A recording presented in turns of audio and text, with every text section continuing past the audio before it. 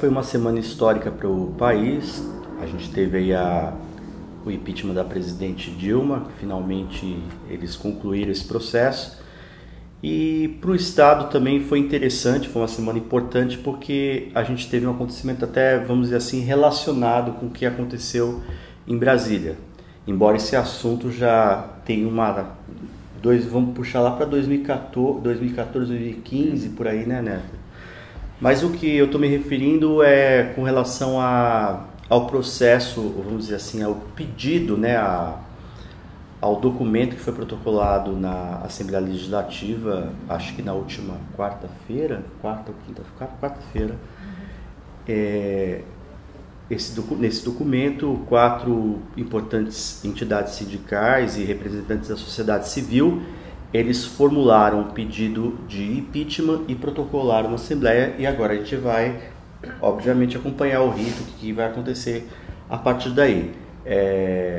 Eu estou falando isso até porque o governador Paulo Artung, respondendo a um site de notícias, o G1, se não me engano, ele se manifesta a partir da sua assessoria justificando, né, o que está ali propriamente na peça do impeachment, né, as questões são levantadas pelas entidades sindicais e entre elas a questão dos incentivos fiscais, e ele tenta justificar isso. Inclusive no início dessa nota ele até tenta dizer que existe um viés político nesse pedido, aproveitando a questão nacional, né, do impeachment da presidente Dilma, e tentando dar uma conotação assim pejorativa ou desqualificar a nota, né, desqualificar o pedido, né. O Neto, você que acompanhou bem essa história dos incentivos, né, e são dezenas de matérias talvez sobre isso. A gente não pode, de forma alguma, considerar isso que o governador falou, porque essa história é muito anterior. Até a Dilma não tinha nem sido reeleita ainda, né, quando isso começou. Primeiramente, fora Temer. Depois, o que a gente tem que tratar? Esse impeachment versa sobre a questão, sobretudo, dos incentivos fiscais. Essa não é uma questão nova. Já você tem vários antecedentes. O processo de impeachment da presidente Dilma revelou que o processo de impeachment não é apenas um processo jurídico, é um processo político. Totalmente. Ele se esquivar da questão, falando que é uma disputa política, que seja. Isso faz parte do jogo. Um jogo que ele sabe que a partir do momento que ele deu sustentação a isso, ele vai ter que também... Um jogo que ele sempre jogou, né? E ele vai ter que aprender a se submeter. Ninguém esquece a reunião que ele teve com o Temer aqui, escondido na residência oficial. Agora, voltando ao Espírito Santo, a questão dos incentivos é muito séria. Você tem quase uma década de incentivos concedidos sem lei específica. A Constituição Federal é muito clara em relação à concessão dos incentivos. Esse é um dos pontos levantados nesse pedido de impeachment do governador Paulo Artung. Tanto que, se a gente for pegar apenas esse ano de 2016, houve uma mudança de comportamento do governador. Tanto que ele enviou para a Assembleia 2 projetos de lei regulamentando esses incentivos, criando a lei, acabando com a justificativa que os incentivos eram concedidos por decreto, trazendo a questão agora tem lei específica e convalidou os atos anteriores. Só que isso, apesar dessa convalidação, a gente não pode omitir 10 anos de incentivos concedidos de forma de caráter precário, como eles chamam. Agora só registra, né? Aproveita que você tocou nesse assunto, registra, porque eu acho que muita gente não percebeu que isso aconteceu, que isso foi aprovado, as pessoas não perceberam. Na verdade você vê nesse terceiro governo, dessa segunda era Paulo Artung, você vê uma preocupação maior, porque ele governou 8 anos de forma impune em relação a isso. Ele era unânime, né? E agora ele começa a ver preocupação, tanto que para restringir os acessos aos benefícios, ele deixa uma Constituição estadual capenga, suprimindo um artigo, o artigo 145, que obrigava a prestação de contas dos incentivos. Que o Majesc, vamos registrar aqui, sempre cobrou isso, porque que deixou esse artigo de fora. A única Constituição do país que, artigo 144 tal, artigo 146, não tem o 145, até a redação foi feita de forma equivocada dessa PEC, da autoria do líder do governo, Julivan Fernandes. Além da PEC da obscuridade, teve também esses 2 projetos de lei para convalidar esses atos. E aí E no meio desse todo o processo, a gente tem que exaltar também a questão dos sindipúblicos, o Sindicato de Servidores Públicos do Estado do Espírito Santo, que no último dia 16, o ministro Gilmar Mendes, que é o relator de uma ADIM, movida pelo governo de São Paulo contra os incentivos capixabas, admitiu como amicus curiae o sindicato, ou seja, o sindicato vai apresentar memoriais e vai participar da sustentação oral de um julgamento que pode decretar a ilegalidade dos benefícios para trás. E se declarar a ilegalidade, até gostaria que você esclarecesse.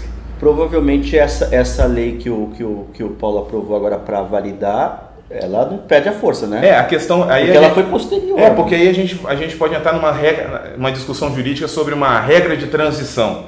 Depois da lei, antes da lei, se essa convalidação valeu ou se não valeu, mas aí vai ser uma discussão jurídica daquelas e com certeza vai ser uma dor de cabeça do governador, fora o processo político de impeachment.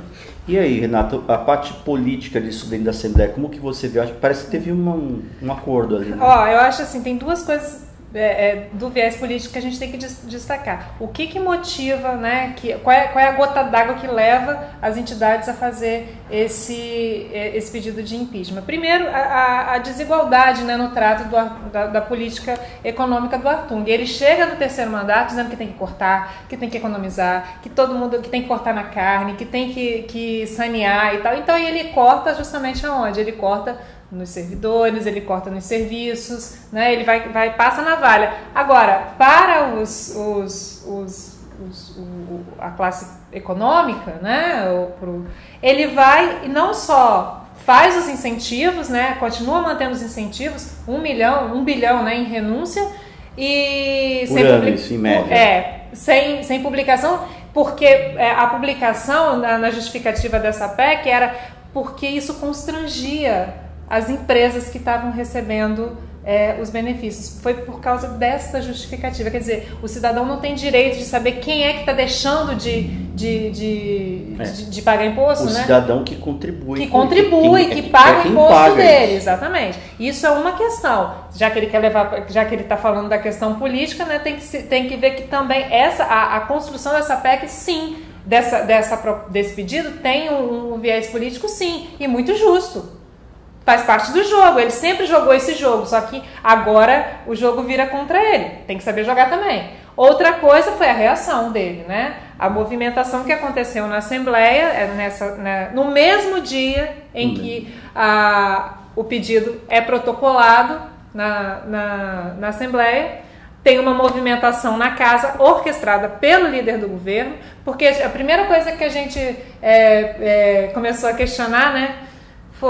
Mas gente, como é que eles vão fazer isso com o Artung fora do país, né? Parecia golpe. Né? Parecia golpe.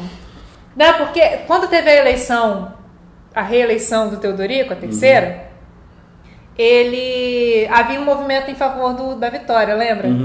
Que quando ele voltou de viagem, que ele viu isso, ele ficou... Acabou com a festa. Acabou com a festa. Ele chamou todo mundo. Ali era uma tentativa de golpe. Ali não estava combinado. Então aí agora o pessoal vai querer fazer golpe de novo, mas não. A sessão foi derrubada, a sessão ordinária foi derrubada por uma articulação do líder do governo para convocar uma extraordinária que vai e coloca a PEC do Luiz Durão. Que isso não estava nem na pauta.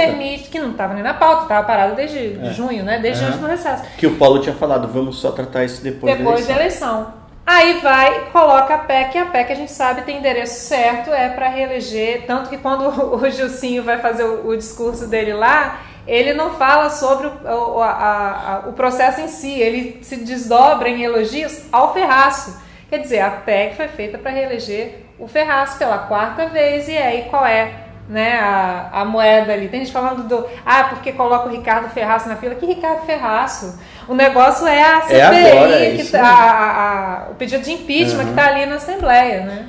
Agora, voltando à nota que o Paulo tenta rebater, o pedido de impeachment, tem uma coisa interessante. Ele fala assim, se não tivessem os incentivos, esse dinheiro nem existiria. Ele quis dizer o seguinte, que essas empresas só estão no Estado, elas só estão aqui justamente porque tem a política de incentivos.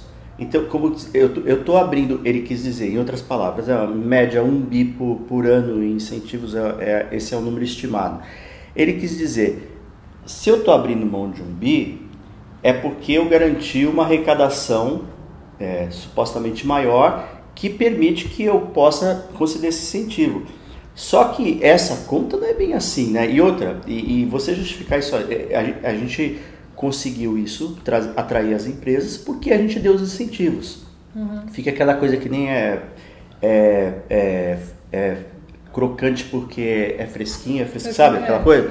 Efeito tostinha. Isso. Porque não é bem assim, né, Neto? Inclusive porque alguns setores a gente sabe que o filão, né, de benefício é muito maior, com os atacadistas, né, por exemplo. A gente não pode simplesmente rejeitar a hipótese da existência de incentivos fiscais. Eu não chego a ser crítico, ser crítico a esse ponto dos incentivos.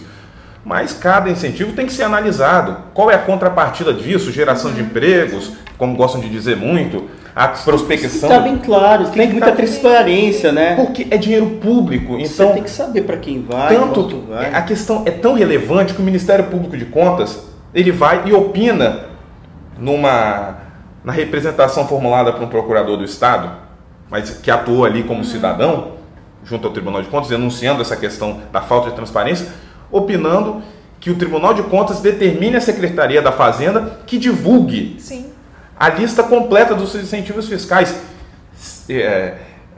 acabando com essa história de sigilo fiscal, como foi a justificativa da PEC, e um parecer absurdo da área técnica do Tribunal de Contas, que a gente sempre tem que exaltar a área técnica do Tribunal de Contas, que tem uma importante participação naquela corte, nos processos, em todo o processo de passar limpo as contas, só que nesse caso ali, preservar essa questão de sigilo da empresa, registrando que a Ana Paula Vescovi, que agora está no Tesouro Nacional, quando ela foi fazer uma das prestações de conta, enquanto ela era ainda secretária da Fazenda, e ela foi cobrada, se não me engano, pelo deputado Majesco, se não me engano, sobre essa relação, ela negou entregar e disse que justamente era por isso, que ela não poderia abrir essa informação, que era uma informação sigilosa das empresas.